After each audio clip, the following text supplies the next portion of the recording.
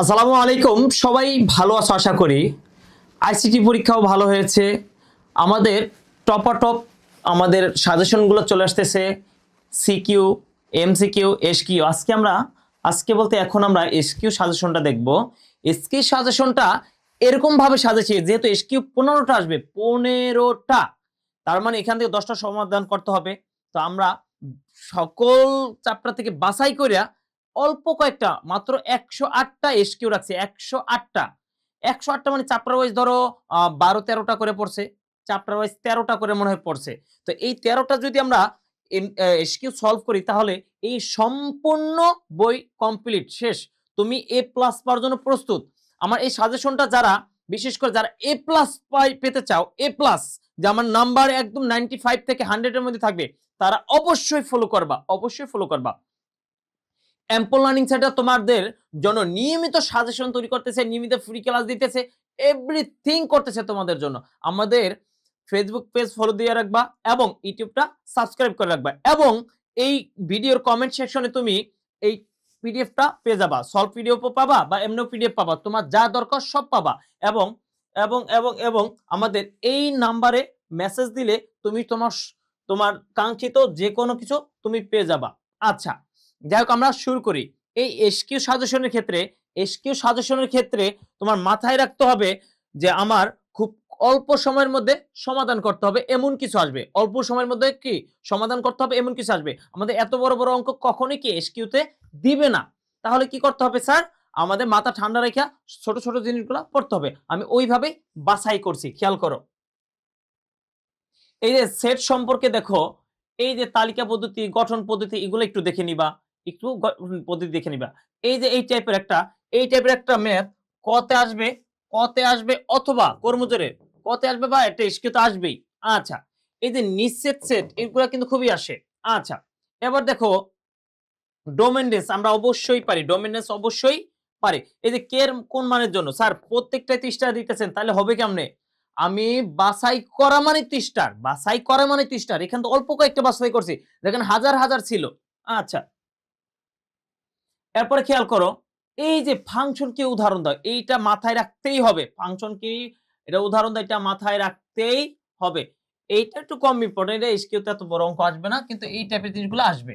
আচ্ছা, এরপরে খেয়াল করো, এই যে দেখো দেখো দেখো খুবই দরকার একটা, পাওয়ার অফ এর উপাদান 64 হলে এর মান কত? তাহলে এটা কি 2 পাওয়ার n দ্বারা সাজাইবা, তাহলে কত হবে? 2 যত পাওয়ার হয় তত দিয়ে সাজিয়ে দিবা, 6 হবে উত্তর। আচ্ছা, এরপরে খেয়াল করো, বীজগণিত থেকে কি বলছে, যে এখান থেকে a মাইনাস b এর মান আছে, a b এর মান আছে, a প্লাস b এর মান বের করে। এটা কিন্তু অঙ্কটা খুবই ছোট, কিন্তু আমরা অনেকে পারি না, তাই দিয়ে দিবে। আচ্ছা, এখান থেকে y প্লাস 1/y এর মান, বিশেষ করে এই রুটের মান বের করাটা খুবই দরকারি আমি মনে করতেছি। এবং এইটা, এটা আমি লিখেই দেই, এটা আসবেই, এটা আসবেই। এই শোনো, আমরা যে এই যে সাজেশনটা তৈরি করতেছি, এটা কিন্তু শুধু ঢাকা বোর্ড বা Comilla board, Rajshahi board, Jessore board এই টাইপের কোনো নির্দিষ্ট করে না। সারা বাংলাদেশ ব্যাপী যত বোর্ড আছে সকল বোর্ডের জন্য আমরা এই সাজেশনটা তৈরি করতেছি। তুমি মিলিয়ে নিও, আল্লাহর রহমতে এর মধ্যেই থাকবে, এর মধ্যেই থাকবে। আচ্ছা, ও, এই যে দুটি বর্গের অন্তরূপে প্রকাশ করো, এটা এটা সলভ করে যাবা। দুটি বর্গের অন্তরূপে প্রকাশ করো, এটা সলভ করে যাবা। আচ্ছা, এরপরে খেয়াল করো, এই বীজগাণিতিক রাশির ক্ষেত্রে এই x থেকে 1/x এর মান বাইর করে যোগ করতে হয়, এগুলো একটু দেখে যাবা। এই এর মানটা, এটা আমার কাছে কেমন যেন মনে হইতেছে অঙ্কটা বড়, কিন্তু দিয়ে দিতে পারে, এটা কেমন যেন একটু মনে হয় দিয়ে দিতে পারে। আর এই যে উৎপাদক বিশ্লেষণ, কোনো কথা নাই, এগুলা বোবা অঙ্ক, এগুলা বোবা অঙ্ক, এগুলা আসবেই।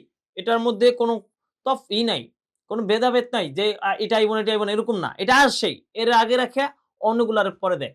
আচ্ছা, এই উৎপাদক বিশ্লেষণটা একটু দেখবা।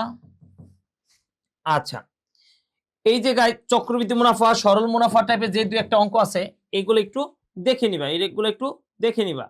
আচ্ছা, এবার দেখো ব্যবহারিক জ্যামিতি। ব্যবহারিক জ্যামিতি কি? এই যে সম্বাহু যে পরিসীমা দেওয়া আছে, ত্রিভুজটা অঙ্কন করো, এটা খুবই দরকার। তারপর একটা রম্বস আঁকা, এটা খুবই দরকার। আচ্ছা, বর্গের পরিসীমা থেকে বর্গ, এটা একটু দেখে নিবা। বাকিগুলো দেখবা না এরকম না, এগুলো আমি একটু বেশি ইম্পর্টেন্ট, এই কারণে দাগাইতেছি। আচ্ছা, এই এসকিউটা আসবে, এই এসকিউটা আসবে। যে কেন্দ্রস্থ কোণের মান দেওয়া আছে আর বৃত্তস্থ কোণের মান দেওয়া আছে, আমি সাইডে লিখে দেই আসবে। আচ্ছা, এই যে দুটি বৃত্ত বহিঃস্পর্শ করলে, অন্তঃস্পর্শ করলে, বহিঃস্পর্শ করলে ব্যাসার্ধ যোগফল হয়, এগুলো আমাদের একটু ভালো করে মাথায় রাখতে হবে। আচ্ছা, এরপর দেখো এই যে চিত্রে সিডি এর মান ৮০, এই টাইপের ম্যাথগুলা খুবই আসে। আচ্ছা, বৃত্তের ত্রিভুজের অন্তর্বৃত্ত, পরিবৃত্ত এগুলো শিখে যাবা। আচ্ছা, এখানে মানগুলো দেখবা। এই যে ত্রিকোণমিতির যে ম্যাথগুলো আছে, এই ত্রিকোণমিতির ম্যাথগুলোর মধ্যে এই ম্যাথটা অনেক দরকার, অনেক অনেক দরকার, অনেক অনেক দরকার। আচ্ছা, জ্যামিতিক ভাবে প্রমাণ করো, আমার মন বলতেছে জ্যামিতিক ভাবে প্রমাণ করো। আমি এর আগে সিকিউতে দাগাই দিছিলাম, আসবে, এগুলা আসে, এর মধ্যে কোনো কথা হয় না। আচ্ছা, এই ম্যাথটা দেখে আসবা। এই ম্যাথটা আমরা ভুল করি, এখানে স্কয়ার মাইনাস বি স্কয়ার সূত্র একবার প্লাস একবার মাইনাস, মাইনাসের মান 1/2, তাই প্লাসের মান কত আইলেই যাই। প্লাসের মান কত 1, sin square plus cos square সমান কত 1। আর এটার ক্ষেত্রে কি স্কয়ার যত পাওয়ার 4 এর মান ততই উত্তর আসে সাধারণত। আচ্ছা, এই যে অনুপাতের অঙ্কগুলা, এই অনুপাতের অঙ্কগুলা, আর এই জায়গায় আমি লিখে দিলাম এটা 1000% শিওর আসবে। 1000 না, 1,00,000 কোটি যা আসে এটা তো শিওর আসবে। এই অঙ্কটা আসবে, ঠিক আছে, এটার মধ্যে কোনো কথা নাই, এটা আসবে। এবং এইখান থেকে এটা দেখে নিবা, এটা দেখে নিবা, এটা আসবেই আসবে। আচ্ছা, তারপর দেখো এইখানে এই যোজন বিয়োজন করে যে সমাধান করতে হয়, এইটা মূলত কি এর আগেও বেশ কয়েকবার আসছে। আমার মনটা বলতেছে এটা এখন আইসা পড়তে পারে, এটা আইসা পড়তে পারে, এটা এসে পড়তে পারে। আচ্ছা, এরপরে এই জায়গায় এটা কোনোভাবেই বাদ দিয়ে যাবে না, এটা কোনোভাবে বাদ দিয়ে যাবে না যে এক্স আর ওয়াই এর অনুপাত আছে, ওয়াই জেড এর অনুপাত আছে, এক্স ওয়াই জেড এর অনুপাত কত হয়। আচ্ছা, আর এই অঙ্কটা কতে এই যাবৎকালে অনেক আসছে, ক নাম্বারে অঙ্কে আসছে, তো আমার মন বলতেছে এবার এসকিউতে চলে আসতেছে। আচ্ছা, এরপর দেখো পরিমিতির ক্ষেত্রে এই অঙ্কিত মধ্যমা মানে কি সমদ্বিবাহু ত্রিভুজের উচ্চতা চেয়েছে, এটা বের করবা। আচ্ছা, তারপরে হইছে এই সম্পত্তির 4 মিটার বাড়ালে, এইটা তো আমি এর আগে অনেক দাগাই দিছি, অনেক আসবে, এটা আসবে।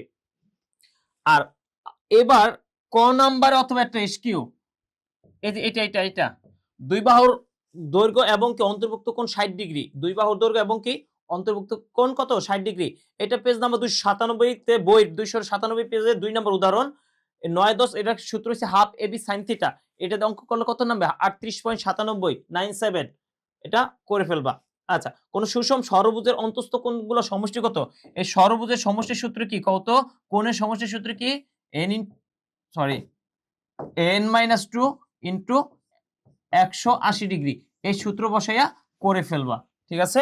আচ্ছা, এখানে আরো আছে কি ষড়ভুজের বাহু দৈর্ঘ্য কত হলে 7 হলে ক্ষেত্রফল কত, আর কেন্দ্র থেকে কণিক বিন্দু দূরত্ব থাকলে এই দুইটা কিন্তু দুই ধরনের, এগুলা একটু দেখে নিবা। এটা 3 গুণ করলে, এই যে বর্গের বাহুর দৈর্ঘ্য 3 গুণ করলে, 3 গুণ বৃদ্ধি করলে না, 3 গুণ করলে ক্ষেত্রফল কত গুণ বৃদ্ধি পাবে, তো একটা শুধু গুণ আর একটা গুণ বৃদ্ধি, এগুলা মাথায় রাখতে হবে আলাদা কিন্তু। আচ্ছা, এই যে বৃত্তের পরিধি এত হলে বৃত্তে অন্তর্লিখিত বর্গের বাহু, এটা সিকিউর ক্ষেত্রেও দাগাই দিছি, সিকিউর ক্ষেত্রে দাগাই দিছি। তো এটা কিন্তু খুব ইম্পর্টেন্ট, খুব ইম্পর্টেন্ট, খুব খুব মানে খুব। আচ্ছা, এরপর দেখো এখানে এসকিউ গুলা পরিমিতি তো অনেক, 16.1 2 3 4, এই কারণে একটু বেশি হয়েছে, কিন্তু ঘাবড়ানোর কিছু নাই। এইখানে ঘনকের পৃষ্ঠতলের কর্ণের দৈর্ঘ্য, এই ভুলটা আমরা করি, পৃষ্ঠতল কর্ণের দৈর্ঘ্য কিন্তু √2 √3 না, ঘনকের কর্ণের √3, পৃষ্ঠতল মানে একটা পৃষ্ঠ কি আয়তক্ষেত্র, কারণ দৈর্ঘ্য আছে প্রস্থ আছে উচ্চতা নাই, একটা পৃষ্ঠ কোনো উচ্চতা নাই, তার মানে কি এটা শুধু √2 দা সাজাইবা। আচ্ছা, এবার পরিসংখ্যানে বিচ্ছিন্ন চলক কাকে বলে, অবিচ্ছিন্ন চলক কাকে বলে পড়বা। এরপর দেখো এইখানে এর মান নির্ণয় করবা, এটা সূত্র নিবা কার, ইউআই সূত্র নিয়ে কাজ করবা। আমাদের একটা ইউআই সূত্র আছে, ইউআই সূত্র আছে, ইউআই মানে কি বিচ্যুতি, বিচ্যুতির সূত্র কি কত, xi minus a by h, এইখানে মান বসাইয়া এর মান বের করে ফেলতে পারবা। আচ্ছা, কেন্দ্রীয় প্রবণতা কাকে বলে, এটা তুমি ঠাড়াইয়া মুখস্থ করে যাবা, এটা তুমি ঠাড়াইয়া মুখস্থ করে যাবা, ঠাড়াইয়া মুখস্থ করে যাবা। আচ্ছা, এবং আমি যেটা বলতে চাইছিলাম, এই যে দুইটা জিনিস,